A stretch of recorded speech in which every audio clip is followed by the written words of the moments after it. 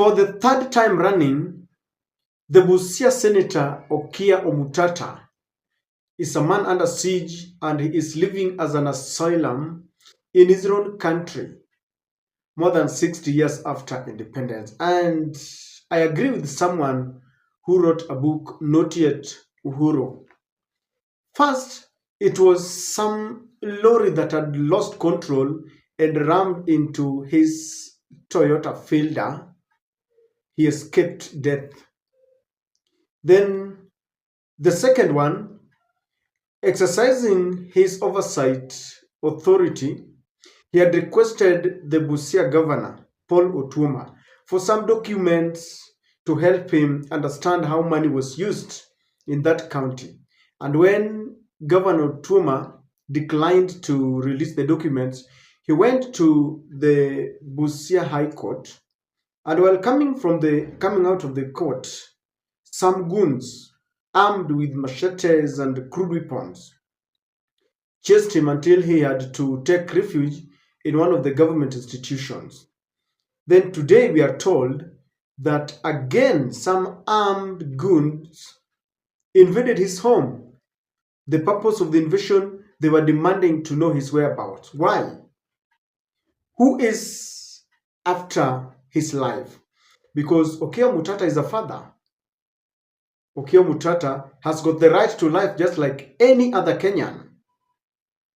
There are only two people who have threatened Okiya Omtatah, in fact, indirectly.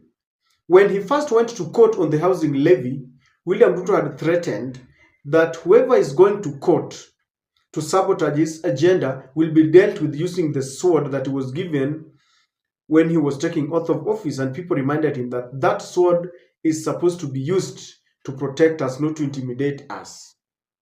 So some people interpreted that it was a threat, a direct threat or an indirect threat to Okiya Omtatah and the people who went to court, at least to stop his housing levy. The second person has not threatened him, but Okiya himself says that while he went to look for documents, he had prayers to the High Court to compel the Busia Governor Paul Otuoma to avail documents. Some goons attacked him. Now, at this point in time, you cannot connect William Ruto to the attempt of someone would call some people who want to kill him. Neither can you connect Governor Otuoma. In fact, if you do, they will take you to court and you will be jailed, because just the fact that he had compelled Otuoma to give him documents does not mean that it is Otuoma. Just because William Ruto had warned those who went to court does not mean William Ruto is directly connected. However, if you use elimination method, those are the only two people who have come close to any indirect or direct threat to his life. And I want to say that this is not the way to go. ODM condemned this, and this is what they had to say: that we condemn in the strongest terms possible the continued harassment of the Senator of Busia, Okiya Omtatah, the latest being the raid on his rural home by unknown people who are demanding to know his whereabouts. Every Kenyan, including leaders, must be guaranteed their safety at all times. We call on the government to move quickly and then investigate the claims. William Ruto has had his way now. The housing levy is operational, and I don't think Okiya, is a threat to him. The government must take up this and investigate, because just like a joke, one day we will wake up to some pieces of news that Okiya has gone missing, and after some 2 days, his lifeless body is found somewhere. And then people will call on, I don't know, Scotland Yard to investigate, or the government should do this. And most likely, he will be found next to some woman. I've realized that when some people want to eliminate you, they will maybe kill another victim, place just beside you, so that even the sympathy that your spouses are supposed to give you is gone, because they feel there's an element of infidelity. And I don't want to wake up to such news that Okiya Omtatah is gone. I know one day we will go, but we need to die a natural death. So this must be taken seriously. And Okiya must also be very careful. Because those are now 3 attempts. A lorry losing control, some goons invading his vehicle, and now direct to his home.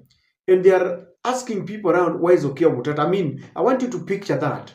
You're at home and some people, someone armed with weapons, and they're asking you, where is your father? Or where is your brother? Really, how does it feel? If it is about documents, whatever it is, I don't think we can stoop too low to maybe want to kill someone for whatever reason. We have the right to life. And Okiya must also be very, very careful. It has reached a point where he cannot walk freely. You can imagine. And that has been the life and times of those who fight for democracy. Raila has been detained for 9 years. I always give an example of a person I like following his history, Martin Luther King Jr. This man was fighting for the freedom of the Negroes. And at some point he said he has been taken to the mountaintop and he has seen the promised land. And he told the Negroes that he might not reach the promised land with them, but somehow they will reach there. That is how he went, by a bullet, by just a trigger. Tom Mboya was another one who was trying to fight for the democratic space by a trigger. Someone just pulled a trigger, and that is how he ended his life. And Okiya Omtatah is also following that line. If he's not very careful, somebody is seriously pursuing him. Because if they have gone to an extent that they want to invade your home, that should be the safest place. Whenever someone is pursuing, even at night, you will run to your home or where you reside. But now, even if where it has reached a point where your rural home is not safe, then it means this guy, his life is in danger, and the policemen around would take it up. Some people were asking the ODM when they condemned this that they should talk to the governor, that they should summon him. But the ODM replied by saying, we are not the police. By summoning your governor, it means you are already judging him. ODM does not have the capacity to start judging their governor or any other person for that matter. No one should judge. So this the investigative arm of the government should take up that role so that they investigate to get to the rock bottom of this matter. Otherwise, it will start with Okiya Omtatah. And you remember the very, very famous words that they came for you and I did not speak. And when they came for me, there was no one, because all the people were killed and I did not speak. Now, if we do not want to speak because you're not a journalist, they will go for the journalist. You don't want to speak because you're not an activist, they will go for the activist. A time will come then when they shall have eliminated all the people, you will remain alone, and there will be no one to speak for you. The religious leaders shall have been killed, journalists and activists and every other person. You saw what happened when people went for demonstrations and they were being killed here and there. Some people celebrated. Now, the gun has been pointed at them and they are now crying foul. And that's why I'm saying, when you realize that there is an injustice to one person is an injustice to all, people need to wake up. People need to speak up, because when Okiya Omtatah went to court, he was not seeking for self-aggrandizement. It was on behalf of Kenyans. He's fighting for us. He will lose his life alone. Ataacha mjane hapo, watoto wake watakuwa hapo mayatima, because I know he's the breadwinner.